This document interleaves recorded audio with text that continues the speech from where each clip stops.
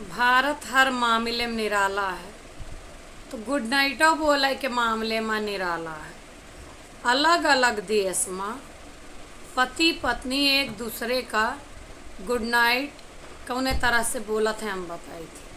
America में good night darling, Japan में good night जान, कनाडा में लव यू जान स्वीट ड्रीम।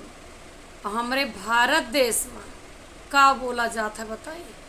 हे करे सुनत है, मेन गेट के ताला लगा लेना, मोटर बंद कर देना, गैस सिलेंडर से ऑफ कर देना, और तो और बाथरूम की लाइट अभी तक जल रही है और तुझे 100 बार समझाया कि आंगन की लाइट रूम में आती उसको बंद करके सोना। और एक काम कर, जल्दी से सो जा, सुबह जल्दी उठना भी है, बच्चों को स्कूल भेजना है, मम्मी पापा के लिए चाय सुबह सुबह देनी है। ये हमारे भारत का गुड नाइट है, पति पत्नी का।